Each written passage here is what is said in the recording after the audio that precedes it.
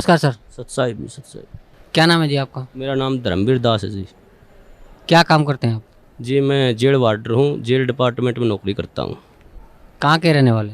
मेरा गांव कंडेला, जिला जींद, हरियाणा का निवासी हूँ जी मैं। संत रामपाल जी महाराज की शरण में कैसे आए? ये बहुत लंबा प्रकरण है, इसको मैं थोड़ा विस्तार से बताऊँगा आपके सामने। मैं जिस टाइम ये करौथा कांड हुआ उस टाइम रोहतक जेल पर वार्डर के पद पर था और बहुत तरी बात सुनी एक भाई ऐसे हुआ करौथा कांड, ऐसे सुनते थे अखबार में हर रोज़। तो बड़ा दुख हुआ ये बातें सुनकर, भाई ये संत सभी ऐसे ही करते हैं। तो फिर कुछ दिन के बाद पता चला भाई संत रामपाल जी महाराज रोहतक जेल में आएंगे। तो हमारी वहाँ पर ड्यूटी थी, हमने देखा, सोचा भाई यहीं बात करेंगे, आके पूछेंगे उनसे क्या ये वास्तविक सच्चाई है। उसके बाद मेरे कुछ दोस्त थे मेरे गांव में जिन्होंने सतगुरु रामपाल जी महाराज जी से उपदेश लिया हुआ था। तो मैंने उनके पास जाकर कहा भाई तुम्हारे गुरुजी तो ये देखो अखबारों में ऐसे आते हैं, इनके बारे में बहुत बकवास ऐसे करते हैं। वो न बोले नहीं भाई हमारे गुरुजी ऐसे नहीं करते। लेकिन मेरे विश्वास नहीं हुआ इस बात का।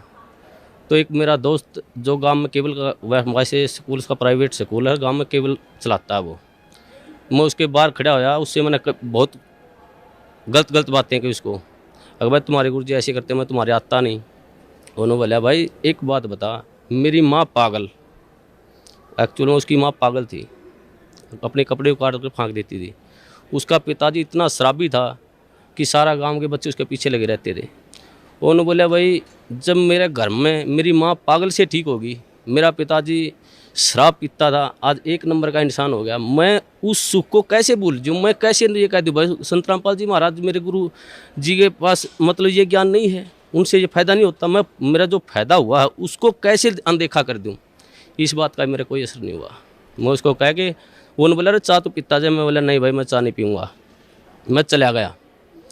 तो फिर उसने मेरे पास फ़ोन कराया भाई हमारे गुरुजी आपके पास जेल में आ रहे हैं, आप उनको शिष्टाचार से बातें करना, आप कदे आप पाप के भागी हो जाओ।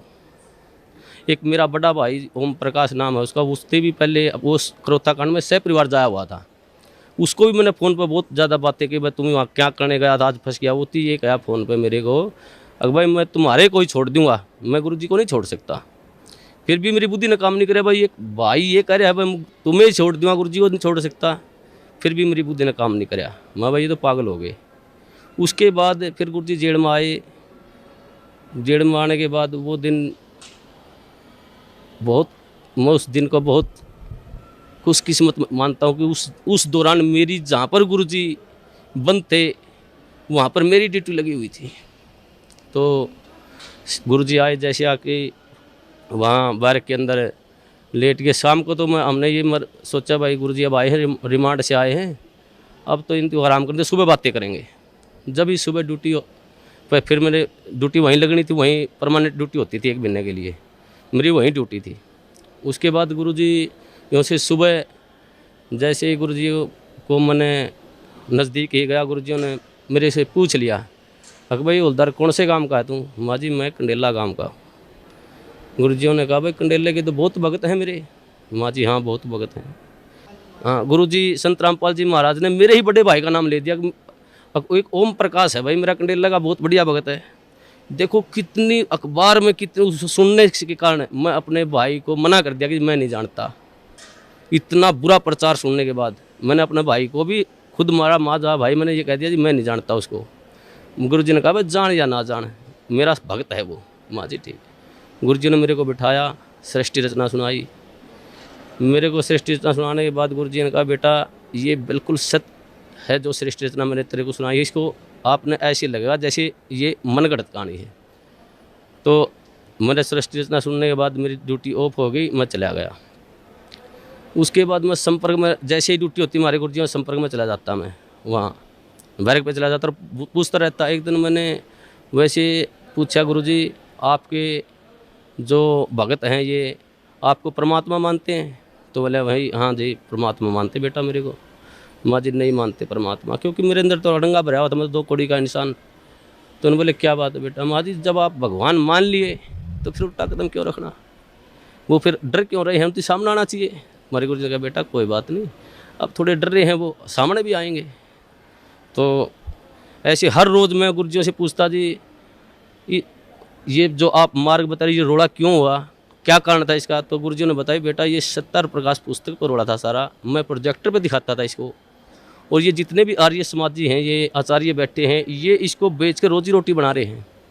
इसमें वास्तविकता कुछ लिखी हुई है और समाज को बता रहे हैं कुछ अलग। तो उस बात पे ये रोड़ा था सारा।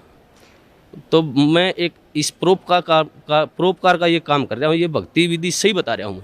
मैं कहने लगा जी इस पृथ्वी पर ऐसा इंसान कोई नहीं जो परोपकार के लिए निस्वार्थ भाव से कार्य करता हो। तो गुरुजी ने कहा बेटा ये दास है। तो उस टाइम मेरे वैसे तो मन में अड़ंगा भरा था, मेरे गुरुजी ने कही, मेरे उस बात का विश्वास माँ जी मेरे ये बात जचती नहीं। तो उन्होंने बोला बेटा जचो या ना जचो, मैं तेरे को जो बता रहा हूँ ये सत्य है। तो उस प्रभाव से मैं गांव में जो मेरा दोस्त केबल चलाता था उससे कहने लगा मैं तू कैसेट चढ़ा कर गुरुजी ज्ञान में ज्ञान, तो तत्व ज्ञान संदेश की कैसेट थी, उसमें जैसे मैं हर रोज़ घर जाता रहा तो वो कैसेट चलवा देता। एक दिन मैं कैसेट सुन रहा था, रात के 9:30-10 बजे का टाइम था। तो एक कैसेट इतनी मार्मिक कैसेट थी, उसमें मैं क्या बताऊँ, मेरे गुरुजियों के लिए मेरा हृदय फाट गया था। वो परमात्मा सतगुरुदेव उन्होंने कहा कि इस दास की जीभ कट जाए अगर झूठ बोलता हो, तो मैं इस परोपकार समाज के लिए ज्ञान छुड़ा रहा हूँ। तो गुरुजियों ने वो ज्ञान सुना, मेरे भीतर में लगी वह बात, भाई ये संत ये कह रहे हैं कि दास की जीभ कट जाए, अब मैं कोई स्वार्थ नहीं मेरा। तो मेरे वह बात भीतर में लगी। उस दौरान फिर मैंने वो बात गुरुजियों से कही, माँ गुरुजी ऐसी ऐसी कैसेट सुनी आपकी, बहुत निर्मल ज्ञान है। फिर मेरे जो भीतर अड़ंगा भरा हुआ था वो बार बार फिर वो वापिस हटा देता था उस ज्ञान को। एक दिन रात को 2 बजे मेरी ड्यूटी थी, मैं गुरुजियों के पास गया। तो गुरुजियों ने फिर बिठा के मेरे को कहा बेटा ऐसी भक्ति करनी चाहिए परमात्मा की। तो गुरुजियों ने जो सुनाया सारी भक्ति बताने के बाद कहा बेटा आई तेरे कुछ समझ में बात। मेरे मुंह से ऑटोमेटिक, वैसे मैं कहना भी नहीं चाह रहा था मेरे से, यार जी आप बिल्कुल सत्य है, आपका ज्ञान बिल्कुल सत्य है, मैं ही ऐसा पापी हूँ जो मेरे अंदर नहीं समा रहा ये ज्ञान। तो हमारे गुरुजी ने कहा बेटा अब समाएगा ये ज्ञान तेरे अंदर, अब समाएगा। उस दिन से मेरे अंदर वो ज्ञान बिल्कुल भीतर समाने, जो गुरुजी कहते सारा समाने लग गया। एक दिन जैसे ही गुरुजी ऐसे घूम रहे थे, मैं भी वहाँ पर बैठा, जब लोग मैंने उपदेश नहीं दिया था, मैं वैसे ज्ञान सुनता था मैं। तो एक भक्त ने एक जैसे मुलाजिम आया, वो मेरे साथ का साथी, उसने आते ही गुरुजियों से कहा, हंसते हुए कहा अक जी आपको तो मिट्टी में मिला दिया। हमारे गुरुजी ने कहा हाँ बेटा मिट्टी में मिला दिया भाई। लेकिन ऐसा उदाहरण दिया हमारे गुरुजियों ने एकदम से सटीक, अक भाई जमींदार 40 किलो अन्न मिट्टी में मिलाता है, 70 मन उठा के ले जाता है वहाँ से। वैसे तो इस पृथ्वी पर संत आता वो जेड़ मारना नहीं चाहिए वैसे तो, लेकिन इस संत को, इस दास को याद कराया करेंगे कि उन दुष्ट आचार्यों ने अपनी रोजी रोटी के लिए ऐसे संत को जिसकी आंखों में बिठाकर पूजा करनी चाहिए उसको जेल में डलवा दिया। ऐसा मार्ग जो पृथ्वी पर संत रामपाल जी महाराज जी चला रहे थे, उस मार्ग को लगभग 2.5 वर्ष के लिए बंद करवा दिया। ऐसा मार्ग, ये परमात्मा, ऐसा गुरुजियों से वहाँ देखता, जो गुरुजियों पर आरोप लगाए गए, ऐसे आरोप इंसान पागल होकर मर जाए, ये तो समर्थ परमात्मा है।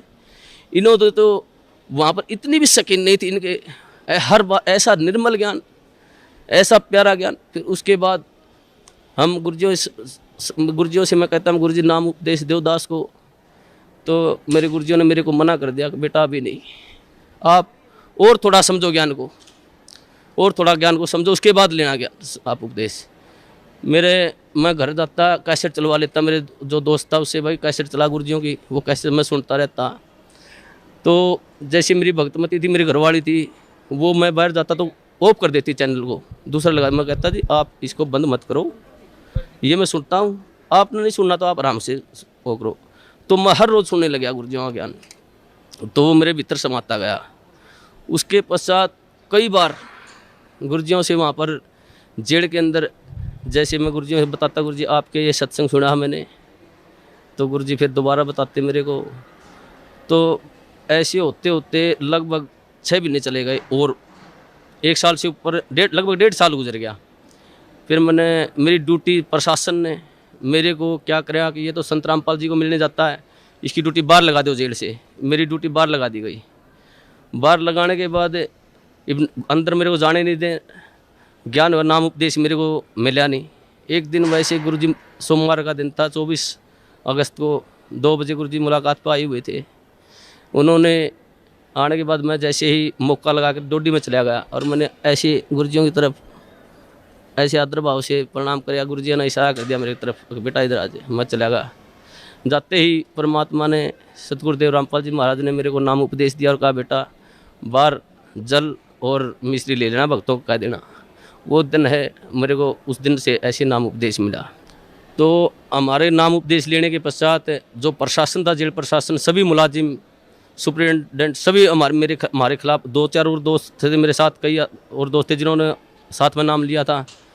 तो प्रशासन खिलाफ हो गया। उन्होंने एक दिन हमारे को बुलाया और कहा भाई आप वर्दी में लेटते हो, यहाँ उस रामपाल के चरणों में पढ़ते हो, आप यहाँ पर सारा प्रशासन ये महसूस करते हैं, बेइज्जती महसूस करते हैं। हमने कहा जी परमात्मा ही को आते हैं, हम तो कौन कहने वाले हैं। परमात्मा ने की दास है, सतगुरुदेव रामपाल जी महाराज की दास है। मैंने जेल सुप्रिटेंडेंट को कहा जी आप जिस वक्त ड्यूटी पर आते हो आप परमात्मा को मानते हो?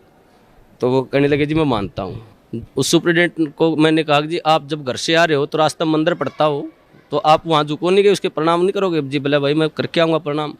तो मैंने कहा जी हमारी तो परमात्मा सतगुरु रामपाल जी महाराज है, मंदिर भी हमारी, तो ये सब कुछ ही है जी, हम नहीं रुक सकते जी, हम प्रणाम करेंगे ही करेंगे। आप हमारे को सस्पेंड करो, डिसमिस करो, कुछ भी करो। तो उन्होंने बोले भाई ठीक है, तुम नहीं मानते तो करते रहो। तो ऐसे ही सारा प्रशासन का ये सिस्टम चलता रहा जी।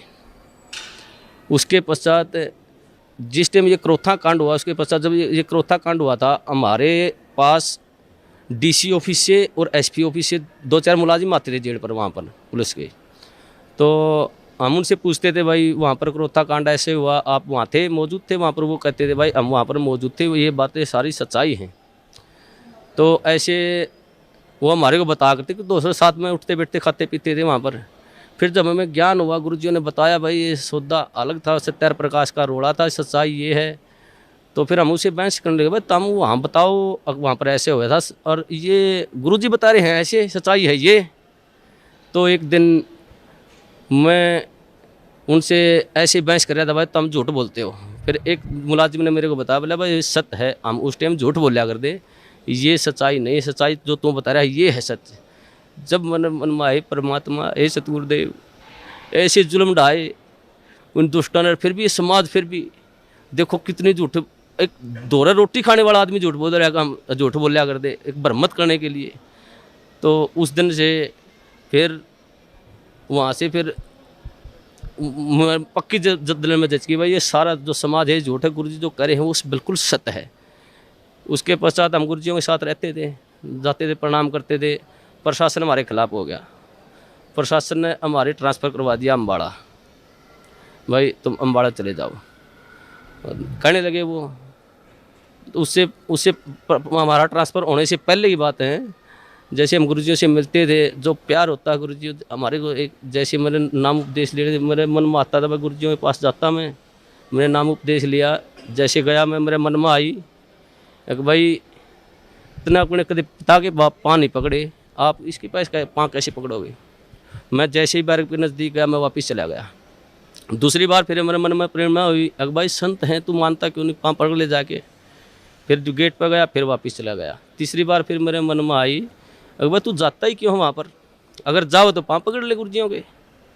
तो मैं जैसे ही गेट में बढ़िया, गुरुजी खड़े थे वहाँ सामने, इंतजार कर रहे थे, वो तो जाने जान परमात्मा।